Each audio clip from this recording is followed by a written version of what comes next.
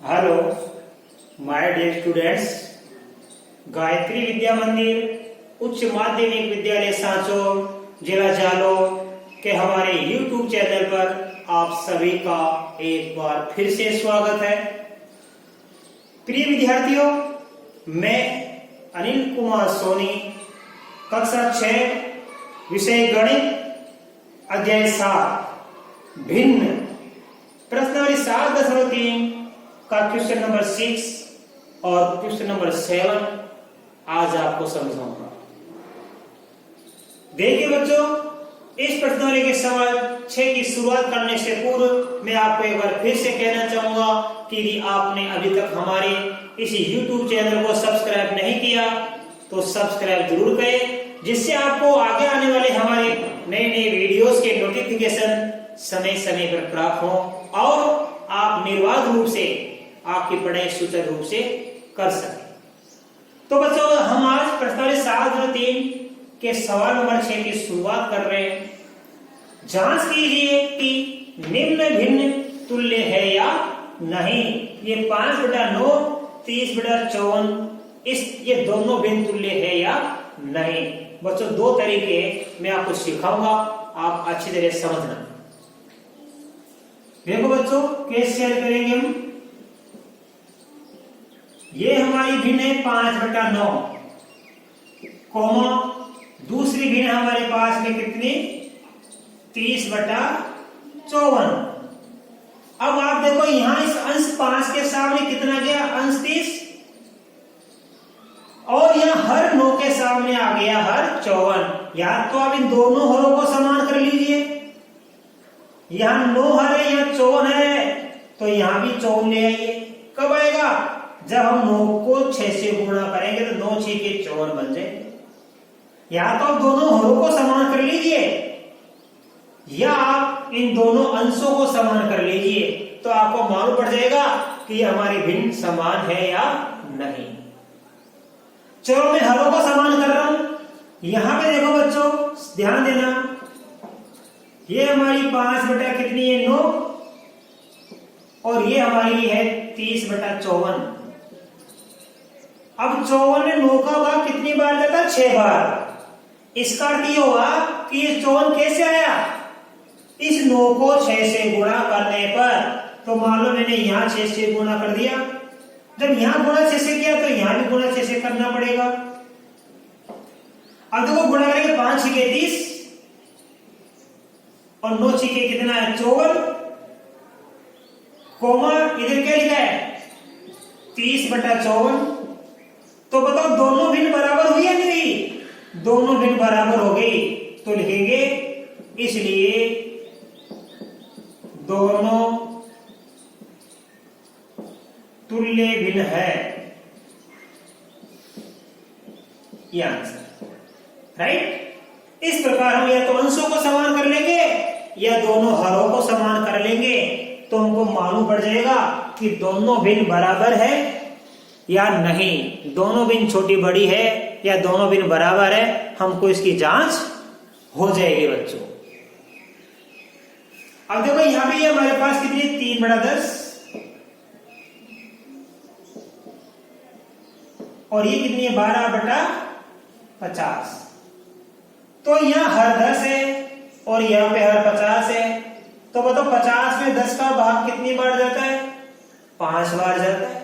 इसका मतलब ये हुआ कि ये 50 कैसे आया, इस 10 को 5 से गुणा करने पर 50 आता है। तो आप यहाँ 5 से गुणा करना और यहाँ भी 5 से गुणा कर देना। तो ये हो गया 3 का 5 से गुणा करने पर 15, 10 का 5 से गुणा करने पर 50, इधर ही कितना 12/50। तो ये तो 15/50 है, ये 12/50 है। बताओ दोनों भिन्न तुल्य है क्या, तुल्य का मतलब बराबर। ये दोनों बराबर है क्या, नहीं, क्योंकि ये 50 में से 15 हो गया, ये 50 में से कितना है 12। तो ये ज्यादा है, ये कम, तो ये बड़ी हो गई। यानी ये 15/50 12/50 से क्या हो गई, बड़ी भिन्न हो गई। तो लिखेंगे इसलिए दोनों तुल्य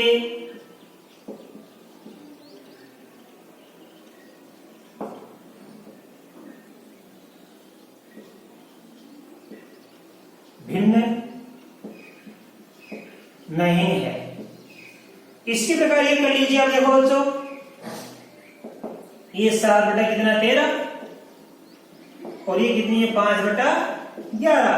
13 में 11 का भाग जाता ही नहीं है, तो इन हरों को कैसे समान करेंगे? 13 वाली को 11 से गुणा कर लो और 11 वाली को 13 से गुणा कर लो, तो यहां भी 11 लिखेंगे और इधर हम क्या लिखेंगे 13। तो इन दोनों को हमने 11 से गुणा कर दिया, इन दोनों को हमने 13 से गुणा कर दिया। 11 को 60 से गुणा करेंगे 77, 13 को 11 से गुणा करेंगे 143, इधर 13 को 5 से गुणा करेंगे 65 और 11 को 13 से गुणा करेंगे तो 143। दोनों हर समान आ गया। तो देखो ये तो 143 में 77 है, ये 143 में 65 है, तो ये बड़ी है क्योंकि ये ज्यादा है और ये कम। देखो ये दोनों समान है, लेकिन ये बड़ी संख्या है, ये 77 तो 65 छोटी है, इसका मतलब ये क्या कि बड़ी भिन्न हो गई। तो यहाँ पे ये भिन्न क्या इससे बड़ी है, इसका मतलब ये हुआ कि दोनों तुल्य भिन्न नहीं है, दोनों तुल्य भिन्न नहीं है। इस प्रकार हम जांच कर लेंगे कि दोनों को हर समान कर लिया।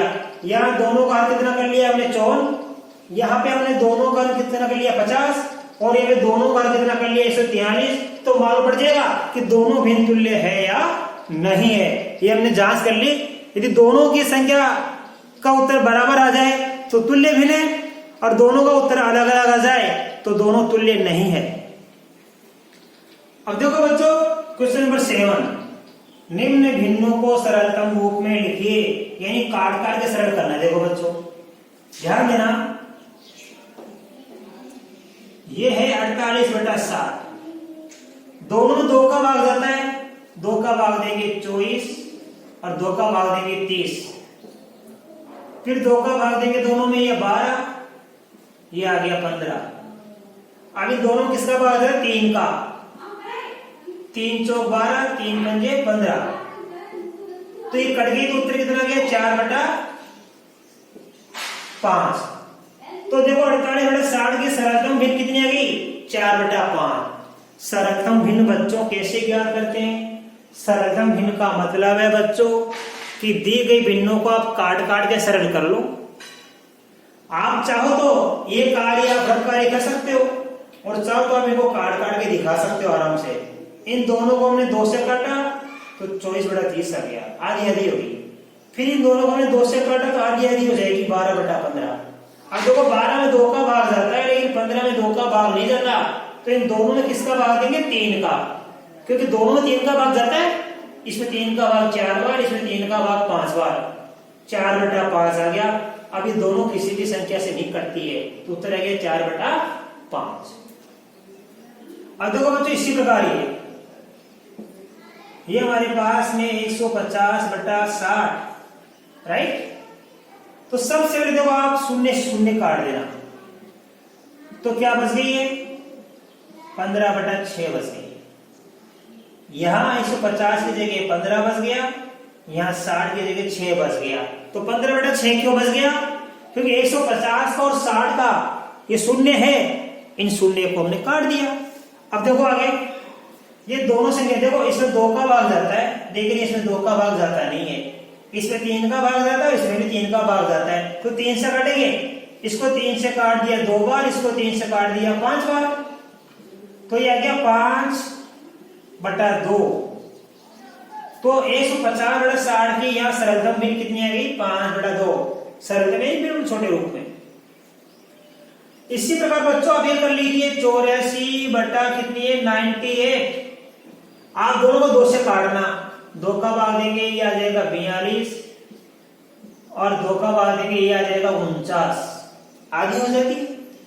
अब इसमें 2 का भाग जाता है, लेकिन इसमें नहीं देता। 49 में केवल 7 का भाग जाता है बच्चों, 49 केवल 7 के पाड़े में आता है और किसी के पाड़े में नहीं आता है। तो 49 को 7 से काटेंगे हम, तो 49 में 7 का भाग 7 बार गया, और 42 में भी 7 का भाग देंगे 6 बार जाता है, राइट। तो यह उत्तर आ गया 6 बटा 7। सरलतम भिन्न कितनी प्राप्त हो गई 6 बटा 7। अब देखो यहाँ पे हमारे पास कितनी है 12 बटा 52। अब दोनों 2 से कटेंगे बच्चों, देखो 2 का भाग देंगे 6 बार, 2 का भाग देंगे 26, आधी हो जाती है। किसी संख्या में 2 का भाग देते आधी हो जाती है। फिर 2 का भाग देंगे, देखो यहाँ आ गया 3 और यहाँ आ गया 13, 3/13। तो अंतिम उत्तर क्या प्राप्त हुआ? 3/13। क्यों हुआ? क्योंकि ये दोनों ही अभाज्य संख्या है। अब इसमें अन्य संख्या का भाग नहीं जाता है, ये आगे नहीं होगा। अब यहाँ देखो आप, ये 7 क्या अभाज्य संख्या है, तो 7 में 7 का भाग जाता है और 28 में भी 7 का भाग जाता है। तो देखो कैसे करेंगे हम, ये 7/28 है, 7 एकम 7, 7 चौक 28। तो यहाँ आ गया 1, यहाँ आ गया 4। अर्थात 7/28 को हम क्या ले सकते हैं? 1/4 ले सकते हैं। क्यों ले सकते हैं? क्योंकि 7 में भी 7 का भाग जाता है और 28 में भी 7 का भाग जाता है।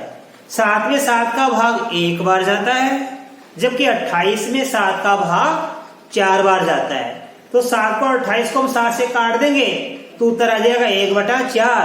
अर्थात 7/28 की सरलतम भिन्न होगी 1/4। इस प्रकार बच्चों अपने क्वेश्चन 7 में A, B, C, D 5 सवाल है। इन 5 ही सवालों की जो हमारी भिन्न दे रखी है, इन भिन्नों को हमने सरलतम रूप में बदल दिया, काट काट के। समान संख्या से काट के देखते हैं, दोनों में समान संख्या का भाग जाता है, वही देख के देखते हैं। अलग अलग नहीं कि आप अंश में अलग संख्या का भाग दो और हर में अलग संख्या का भाग दो, ऐसे नहीं करती है। संख्या कब करती है? अंश व हर हमेशा समान संख्या से करती है। ऐसी संख्या आप छांट लो, एक समान संख्या जिसका भाग दोनों में जाए, अंश में भी जाए और हर में भी जाए। तो बच्चों मैं आशा कर सकता हूं आज बताए गए सवाल नंबर 6 और 7 आपको बड़े ही अच्छी तरीके से समझ में आए होंगे। बाकी इसके आगे के सवाल मैं आपको बच्चों कल नए वीडियो में सिखाऊंगा। तब तक के लिए आप सभी को धन्यवाद।